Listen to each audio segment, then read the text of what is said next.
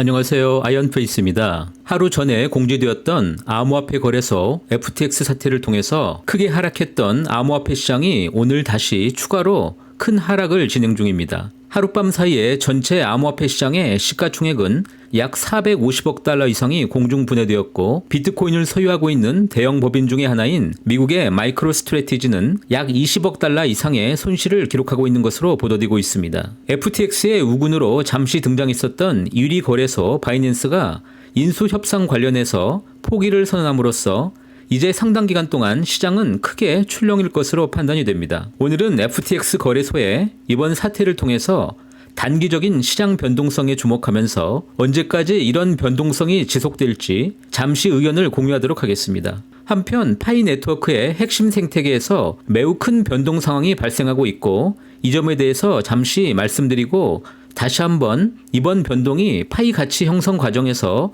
어떻게 작동하게 될지에 대해서 저의 의견을 공유하고자 합니다. 마지막으로 최근에 추진이 되고 있는 중앙정부의 디지털 통화 CBDC의 움직임에 대해서 공유드리면서 그 효과에 대해서 다시 한번 말씀드리고 마무리하고자 합니다.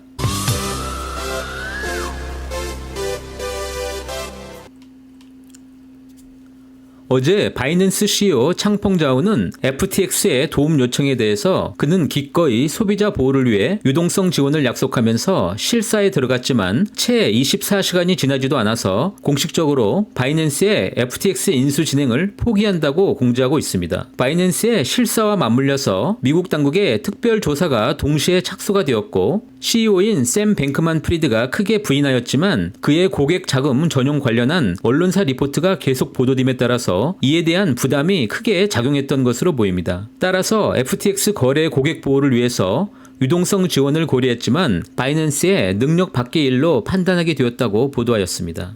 이번 인수 의사 처리로 암호화폐 산업 전반에 대한 신뢰 문제가 오랫동안 이슈가 될 것으로 전망되며, 이것은 규제기관이 더 강력하게 암호화폐 산업의 규제 돌입 가능성을 의미할 수도 있습니다. 창펑자오의 말대로 이번 신뢰 붕괴가 지속이 되면 여타 거래소 확장 시 정부들로부터 라이센스를 받는 과정이 매우 더 복잡하고 힘들게 될 수도 있어서 암호화폐의 채택에 분명 부정적인 효과를 발휘하게 될 것입니다.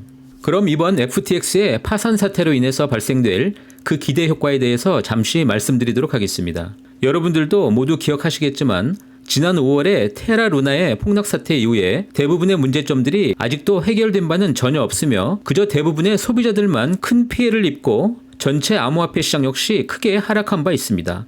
바로 지난 5월에 테라 사태는 한 달이 지난 6월까지 테라 루나의 낙진 효과를 통해서 비트코인은 17,000불까지 하락하였었고, 이번 사태도 이와 비슷한 과정을 겪을 것이라고 전망되고 있습니다. 결국 테라 폭락 사태는 셀시우스나 블록파이, 보이저, 그리고 여타 투자기관들의 업계 파산을 유도한 원인이 되었기 때문입니다. 온체인 전문 리포트 글래스노드의 자료에 의하면 이번 FTX의 유동성 사태가 진행이 되면서 지난 11월 4일부터 7일까지 약 5천만 달러에서 1억 달러에 이르는 실현 손실이 여러 번 급증하는 현상을 보이기 시작했으며, 그리고 11월 7일 하루에 7억 6천만 달러의 실현 손실을 기록하게 됩니다. 이것은 시장 불안감으로 인해서 많은 보유자들이 2만 불 이상의 비트코인 구매 가격에서 비트코인을 손실을 보면서 처분했다는 이야기입니다. 이런 실현 손실은 어제 11월 9일까지 약 5천만 달러가 연속 급등하였고, 11월 9일 어제까지 FTX의 낙진 효과로 인해서 발생한 총 실현 손실은 벌써 15억 달러 이상으로 집계되고 있습니다. 여기서 더 중요한 것은 테라 루나의 붕괴의 경우는 그 전례가 없고 독특했지만 이번 시장은 여전히 FTX의 낙진의 초기 단계이며, 따라서 이번 위기의 진정한 범위가 느껴지기까지는 아마도 몇 주가 더 필요할 것이라는 점입니다. 그래서 아직은 저점을 논할 수 있는 단계는 아니라는 것입니다. 암호화폐 시가총액이 450억 달러 이상이 공중 분해된다고 해도 장기적 관점의 투자자들에게는 더 좋은 매수기가 될 수도 있겠지만, 적어도 단기 투자자라고 하면 지금은 역시 관망의 시간으로 해석해야 할 것입니다. 이제 드디어 파이체인몰이 지난 10월 말에 대형 업데이트를 마무리하고 한국 시간으로 오늘 오후부터 전 세계 지역에서 동시에 파이의 바터 시스템을 런칭한다고 공지하였습니다. 이제 파이 체인몰의 서버를 통해서 전 세계 모든 파이오니어들은 그 상품 등록이 가능한 모든 국가에서 바터가 실시가 됩니다. 이것은 지난 10월 시스템 업그레이드 이후에 새로운 확장 국면이 시작이 되는 것이며 약 70여 개 이상의 파이 체인몰 운영센터 중심으로 그 진행이 예상이 됩니다. 그러나 여전히 파이 체인몰이 운영하는 글로벌 배송 시스템은 아직 시간이 필요하기 때문에 각 국가별 로컬 바터로 진행이 될 것입니다.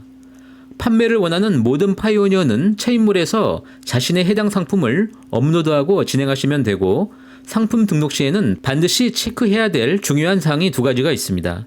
첫 번째는 해당 상품이 중고 상품인지 혹은 신제품인지의 여부와 정확한 판매 가능 수량에 대해서 반드시 정확히 표시를 해야 합니다.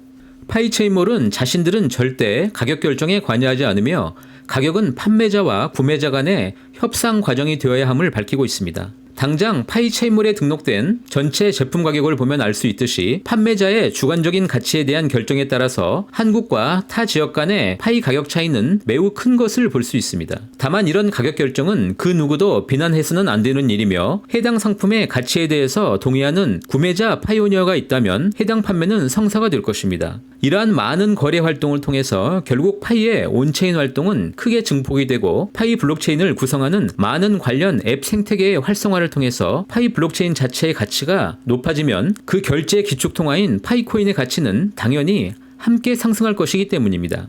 결국 우리는 처음부터 파이코인의 가격에 집중하는 것이 아니라 파이코인을 기반으로 한 그 트랜잭션의 볼륨에 더 집중해야 한다는 이야기입니다. 명목 화폐와의 교환이 아닌 이런 정당한 P2P 바터의 가치의 시작은 결국 우리가 파이 웹3의 주체가 되고, 이러한 웹3 활동을 통해서 정당한 상품을 취득하고 또한 판매를 통해서 취득된 파이코인이 향후 다시 어떤 생태계 조성을 통해서 그 파이 자산이 선순환될 수 있는 구조를 만들 것인가 하는 것은 다음 2단계의 생태계 발전 과정이 될 것입니다. 지난번 저의 컨텐츠인 파이코인 합의 가격이 어떻게 314불이라는 합의 가격을 만들 수 있는가라고 하는 자료를 다시 사용해 보도록 하겠습니다. 물론 여기서 제가 사용하고 있는 314불이란 당시 파이 커뮤니티의 상징적인 가격일 뿐이며, 저 역시 당시의 상징적인 가격을 사용하였을 뿐, 파이 합의 가격은 제가 설정할 수 없는 것임을 잘 알고 계시리라 판단합니다. 오늘 파이 체인몰이 전 세계 지역 어디서나 자신들의 물건을 등록하고 자신의 국가와 지역에서 판매할 수 있다고 공지한 뉴스 는 매우 의미 있는 파이 생태계의 시작이라고 말할 수 있습니다. 저는 해당 컨텐츠를 통해서 파이코인의 가격은 그 실리를 기반으로 하는 합의 가격이며, 여기서 실리란 파이 생태계의 지속적인 확장과 파이 블록체인의 발전이 시간이 지나면서 파이코인의 희소성과 결합하여서 그 가격이 더욱더 높아질 것이라고 믿는 실리라고 말할 수가 있습니다. 이러한 실리 기반 합의 가격은 파이의 P2P 네트워크망을 기반으로 매우 빠르고 수많은 반복 과정을 거치면서 그 경제 규모가 다르고 환율이 다른 전 세계 모든 파이 커뮤니티 안에서 균형을 이루게 될 것입니다. 이러한 가격 균형은 파이 채굴의 희소성과 결합하면서 다시 비트코인처럼 장기 보관 가치로 변화하게 될 것이라는 것입니다. 파이코인 10,000개를 보유하는 것보다 1,000개의 파이를 더 오랫동안 장기 보유하는 사람의 부가 더 크게 되는 이유가 되는 것입니다. 오늘 마지막으로 CBDC의 트렌드 뉴스를 살펴보면서 마무리하도록 하겠습니다. 아프리카의 짐바브웨는 주변 국가인 나이지리아 중앙은행의 CBDC 이나리아가 생각보다 매우 부진한 속도로 채택이 되고 있음에도 불구하고 자국의 CBDC를 진행하고 있다고 보도하고 있습니다. 짐바브웨 정부가 이렇게 CBDC를 서둘러서 진행하는 이유는 최근에 핀테크 회사 등이 크게 성행하면서 인플레이션이 심한 자국의 통화가 국민들로부터 외면받고 있는 현상을 개선하려는 목적으로 파기됩니다. 한편 나이지리아 정부가 추진하고 있는 CBDC는 현재 전체 성인의 5% 이하 수준만이 CBDC 지갑을 다운받고 있어서 그 성공 여부는 매우 불투명한 상태이기도 합니다. 이에 대응하여 바이낸스 CEO 창펑자오는 각국 정부가 실시하는 CBDC는 절대 암호화폐의 사용과 채택에 전혀 위험 요소가 되지 않으며, 나이지리아 케이스에서 보듯이 오히려 사람들이 블록체인 기술의 유효성을 더 쉽게 이해할 수 있는 좋은 본보기가 되기 때문에 오히려 CBDC의 채택은 암호화폐 채택을 더욱더 빠르게 진행시킬 것이라고 그 자신감을 보이기도 하였습니다. 모든 시장은 현재처럼 마이크로한 이슈가 매우 자주 발생하는 곳이며 단기간에 큰 변동성이 얼마든지 발생할 수 있습니다. 특히 암호화폐처럼 아직 기존 시장에 비해서 그 규모가 매우 작은 상황이기 때문에 그 변동성은 더 클 수밖에 없을 것입니다. 그러나 전혀 변하지 않는 하나는 많은 사람들이 한 가지 방향에 대해서 확신을 갖고 실리를 기반으로 해서 만드는 그 기반이 쉽게 무너지지 않을 것이라는 점이며, 특히 파이 커뮤니티가 생태계를 기반으로 만들어가고 있는 파이의 P2P 기반 플랫폼은 가장 강력한 기반으로 자리 잡게 될 것임을 말씀드리면서 마무리하도록 하겠습니다. 오늘도 이렇게 저와 함께 해주셔서 진심으로 감사드립니다. 오늘도 행복한 하루 되시기 바라겠습니다. 감사합니다.